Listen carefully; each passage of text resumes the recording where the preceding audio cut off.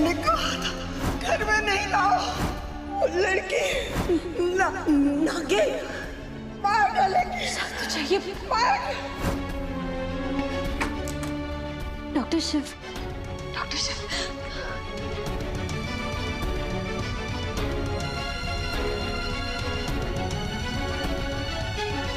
दादी ठीक है ना? दादी ठीक है।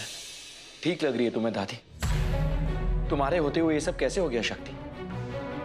तुम तो घर पर थी ना सबके साथ, फिर दादी सीढ़ियों से कैसे गिर गई? किसी ने उनका ध्यान क्यों नहीं दिया? इतने सारे लोग घर पर थे लेकिन किसी ने दादी का ध्यान नहीं दिया, वो गिर गई सीढ़ियों से।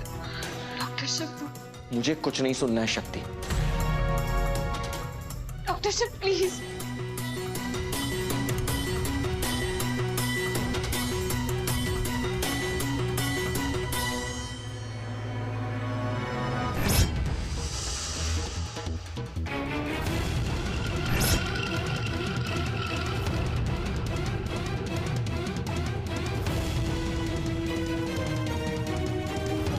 तुम लोगों के शरीर में जहर तो मैं बाद में घोलूंगी, पर तुम्हारे रिश्तों में जहर घोलना तो मैंने शुरू कर दिया है।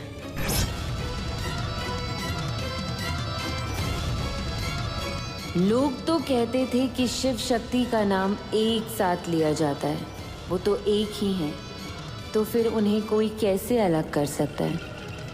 पर यहाँ तो लगता है कि ये काम काफी आसान था।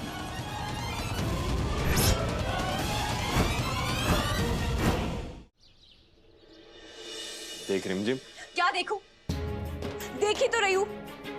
पापा ने इतने प्यार से आपको बाइक लेके दी, आपने 60,000 की मांगी थी, उन्होंने 1.25 लाख की दी, और आपने क्या किया?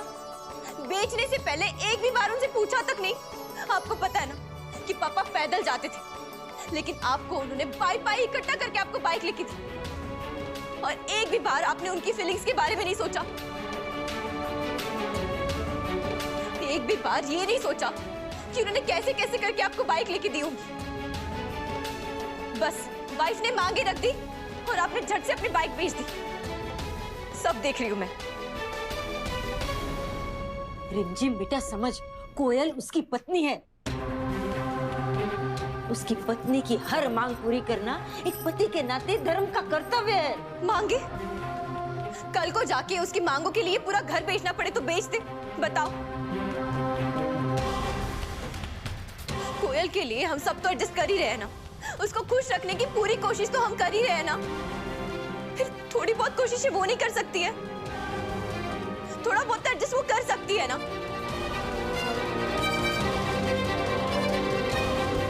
देखो भैया, शादी के बाद ना एक लड़के को बैलेंस बनाना पड़ता है, और उस बैलेंस का ये मतलब नहीं होता है कि माँ बाप को भूल जाओ और सारी अटेंशन अपनी बीवी को दो। और जब ये लड़का कोई बैलेंस नहीं बना पाता है ना, तभी घर टूटते हैं। भैया, ये सब आप वापस लेके जाइए, हमें इसमें से कुछ भी नहीं चाहिए। और धर्म भैया, आप बोलिए इन्हें, ये सब कुछ सामान वापस लेके जाएंगे और आप अपनी बाइक वापस लाएंगे।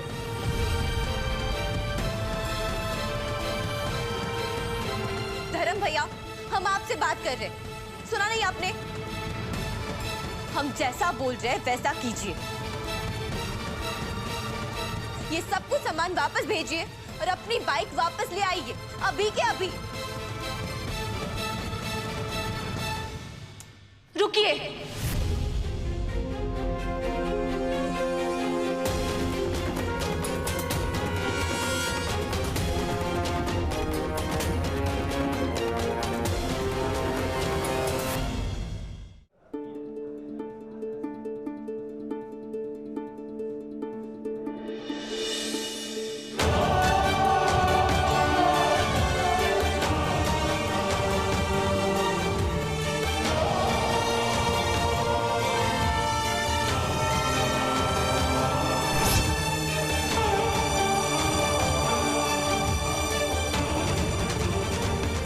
सॉरी, मुझे तुम पर ऐसे चिल्लाना नहीं चाहिए था। मैं जानता हूं शक्ति, तुम्हें भी उतना ही दुख हो रहा है जितना मुझे हो रहा है। तुम भी दादी से उतना ही प्यार करती हो जितना मैं करता हूं। लेकिन मैं भी डर गया हूं शक्ति, दादी की ऐसी हालत देखकर मैं डर गया।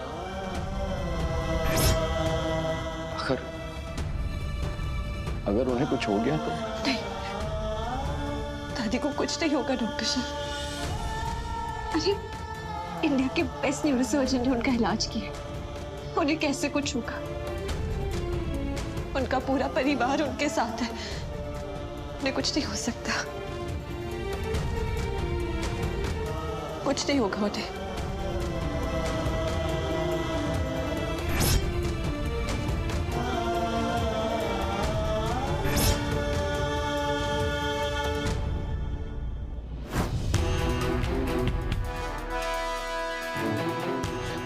होती है मेरे हस्बैंड पे ऑर्डर चलाने वाली, ये डिसाइड करने वाली कि इस घर में क्या होगा, क्या आएगा और क्या वापस जाएगा। और तुम कौन होती हो हमसे ये पूछने वाली कि हम कौन है?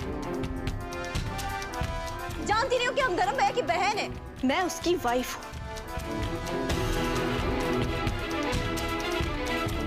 तो क्या वाइफ के रिश्ते के सामने बाकी और रिश्तों की कोई वैल्यू नहीं होती? होती है ना, पर वाइफ के रिश्ते से कई कम। पर शायद आपको ये बात समझ में नहीं आएगा, क्योंकि आप हस्बैंड का रिश्ता छोड़ जो आएंगे।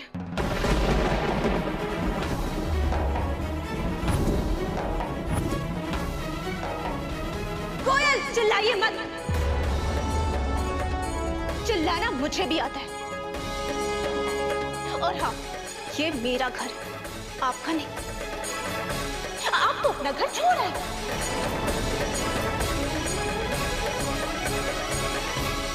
कोयल, ये क्या बोल रही है बेटा? कोयल जी, ये क्या बात हुई? रिंजी हमारी बहन है, आप ऐसे कैसे कह सकते हैं उसके बारे में? नहीं, बोले दो इसे। हम भी जानना चाहते हैं कि आखिर इसके दिमाग में चल क्या रहा है। मेरे दिमाग में ये चल रहा है कि आप मुझसे जेलस हो, क्योंकि मैं आपसे ज्यादा सक्सेसफुल इन्फ्लुएंसर हूं और आपसे कई ज्यादा मेरे फॉलोवर्स हैं, और अब प्यार में भी आपसे ज्यादा सक्सेसफुल हूं। पर आपको फेल हो गई as a influencer, as a wife.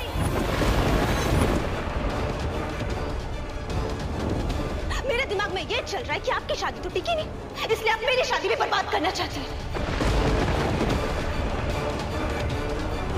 और मेरे दिमाग में ये भी चल रहा है कि आप सैड हैं, लोनली हैं, अकेली हैं,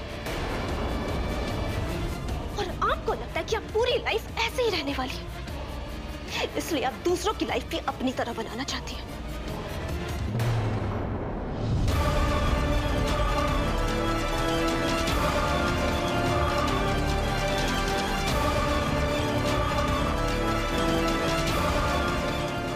और मेरे दिमाग में ये चल रहा है कि मेरे घर वालों ने तो आपको निकाल दिया, आपको रिटर्न कर दिया, इसलिए आप मेरा सामान भी रिटर्न करना चाहती हैं।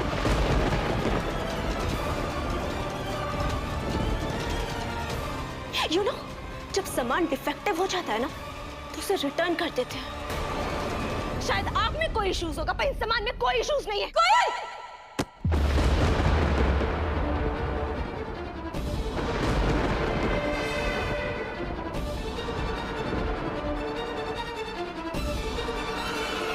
How dare you? ये गलती करने की कोशिश दोबारा की ना तो हाथ तोड़ दूंगी। और एक बात हमेशा याद रखना, जिस घर में जाने के तुम सपने देखती थी, मैं उसी घर से आई हूं।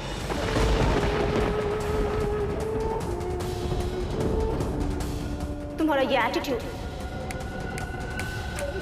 चुटकियों में खत्म कर सकती हूँ। Got it?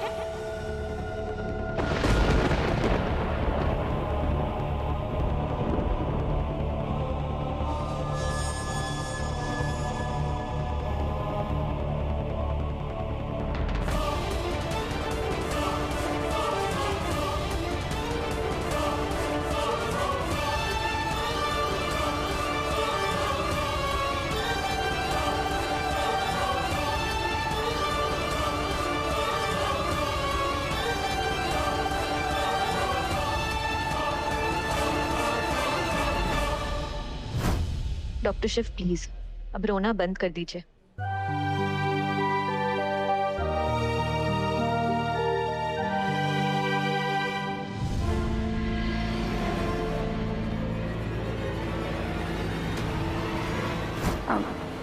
सर मैं स्क्रब नर्स हूँ, कल ही ज्वाइन किया है।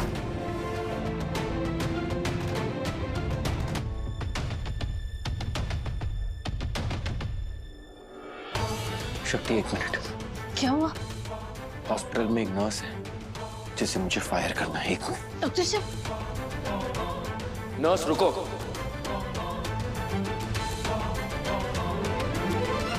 सुनो, रुको।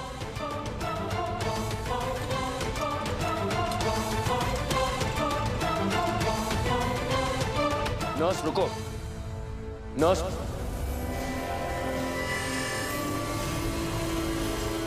सुनो, रुको। रुको।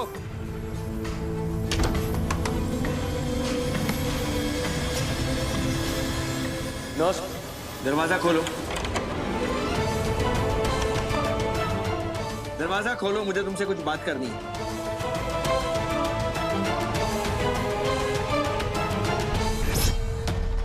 दरवाजा खोलो। नर्स,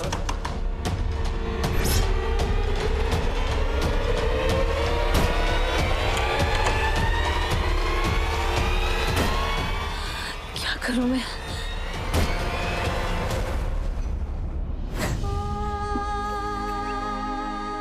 ना मेरी बच्ची, ना ना।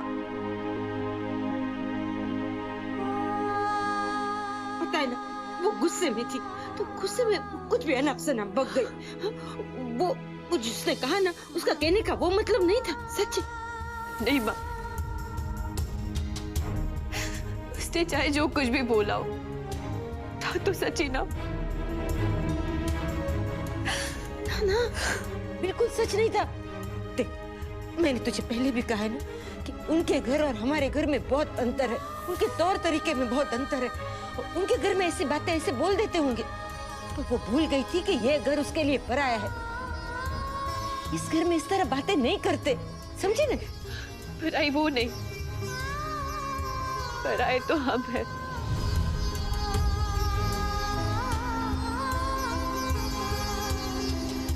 हिमांद्री, ये क्या कहा तूने? हाँ, अगर ये घर तेरा नहीं तो किसका है पता?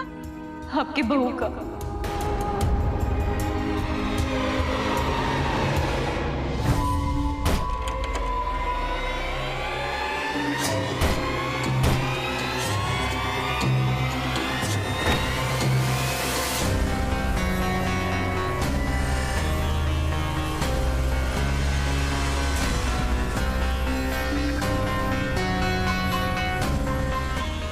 अरे अभी तो मैंने स्क्रब नर्स को अंदर आते हुए देखा था, कहाँ चली गई?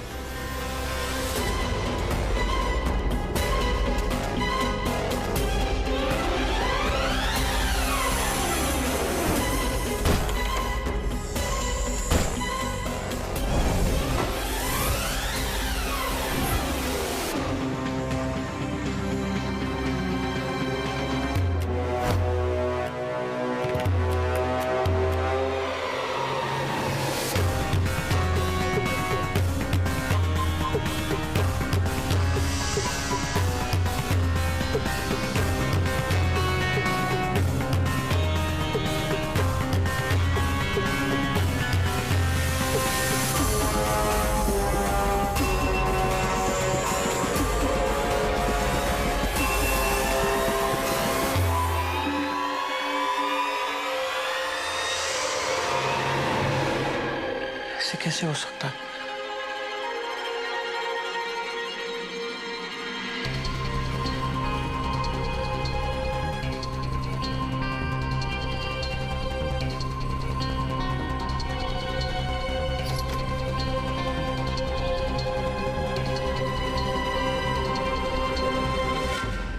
डॉक्टर शिव, आप यहाँ? हम आप ही को ढूंढ रहे थे। आप किस नर्स से बात कर रहे थे? मैं बताऊंगा उसके बारे में तुम्हें। दादी के ऑपरेशन के पहले उस नर्स ने मुझे कंफ्यूज कर दिया था। दादी का ऑपरेशन भी अफेक्ट हो सकता था। क्या? फिर तो आपको सच में उस नर्स को फायर कर देना चाहिए। हाँ शक्ति, मैं उससे बात करने इसी कमरे में आया था, लेकिन जब मैं यहाँ आया तो वो यहाँ नहीं थी। यहाँ एक दरवाजा है, सारे विंडोज बंद है। वो गई तो गई कहाँ? मैं उसके पीछे पीछे यहीं तो आया था, कहाँ गई वो?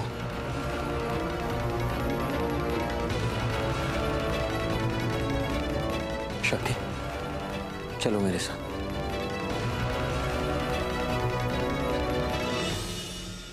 सुनो, आज मेरी स्क्रबिंग नर्स कौन थी? ये क्या बोल रहे हैं सर आप? मतलब सिंपल सा सवाल पूछ रहा हूँ। आज जिस नर्स ने मेरी स्क्रबिंग करवाई थी, उसका नाम क्या है? सर आज तो आपकी स्क्रबिंग आपने खुद ने की है, और आपकी रेगुलर स्क्रबिंग नर्स तो ओटी में थी।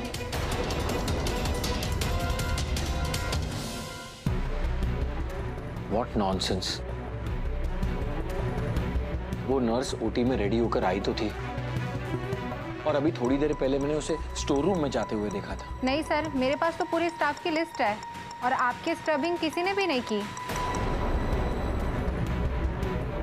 मैं आपको लिस्ट दिखाती हूँ। देखिए डॉक्टर शिव, हम ये सब बाद में देख लेंगे, लेकिन इस वक्त आपको दादी के पास जाना चाहिए। दादी को इस वक्त सबसे ज्यादा जरूरत एक डॉक्टर की है, लेकिन अपने पोते की भी, साथ में अपने BFF की भी, और अपने सुपर हीरो की भी। शायद तुम सही कह रहे हो शक्ति, ये सब तो बाद में भी हो सकता है। इस वक्त मुझे दादी के साथ रहना चाहिए। चलो नर्स, वो हम बाद में चेक कर लेंगे। Thank you. Thank you. Okay sir.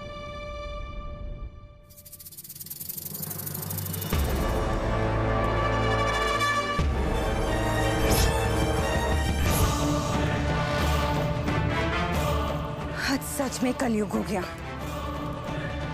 आज तक नाग शिव के पीछे जाते थे, आज शिव एक नागिन के पीछे आ गया। एक मिनट के लिए मुझे ऐसे लगा कि मेरा सच सबके सामने आ जाएगा।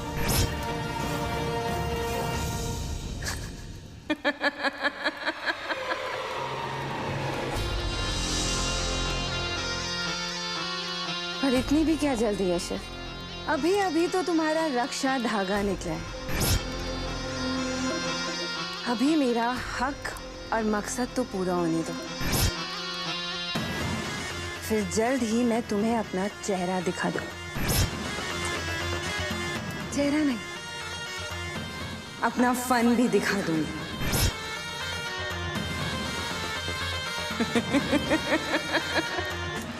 और वो बुढ़िया जो जिंदगी और मौत के बीच में झूल रही है, एक झटके में उसका राम नाम सत्य हो जाएगा, और बाकी सबके साथ भी यही होगा। जो जो मेरे और कुंदन के बीच में आएगा, उन सब के साथ यही होगा।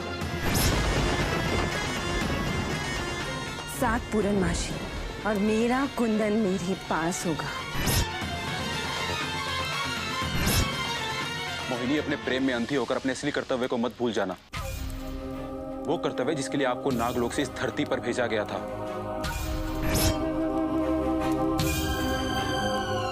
तुम किस कर्तव्य की बात कर रहे हो? किस कर्तव्य की बात कर रहे हो तुम? नागमणि। नागलोक से तुम्हें इस धरती पर नागमणि की सुरक्षा के लिए भेजा गया था, जो 25 साल पहले तुमसे छिन गई थी। लेकिन बदले की आग में, कुंदन को पाने की चाह में तुम इतनी अंधी हो गई कि अपने असली मकसद को ही भूल गई। और अगर कोई है जिसे इस नागमणि के बारे में सब कुछ पता है, तो वो भगवती है।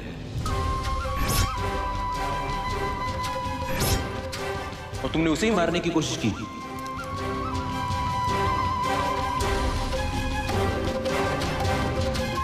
नहीं नहीं, ये मैंने क्या कर दिया? मुझे वो नागमणि वापस चाहिए। वो बुढ़िया नहीं मर सकती। और एक बार आपको आगाह करना चाहता हूं, आपकी ये लड़ाई इतनी आसान नहीं होने वाली।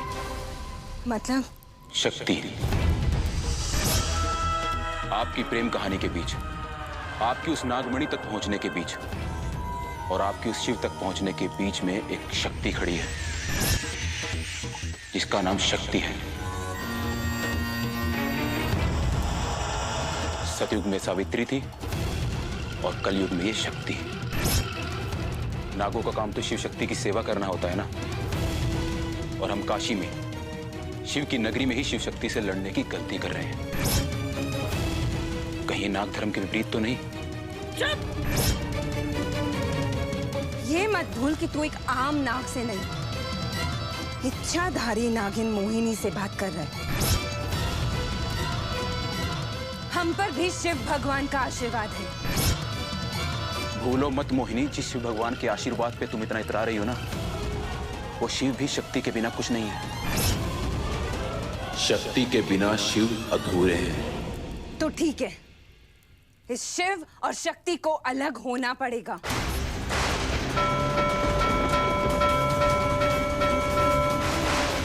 इस शिव को शव बनना पड़ेगा। और अब मोहिनी जीतेगी। उसे जो चाहिए वो उसे सब मिलेगा, नागमणि भी, उसका बदला भी और कुंदन भी।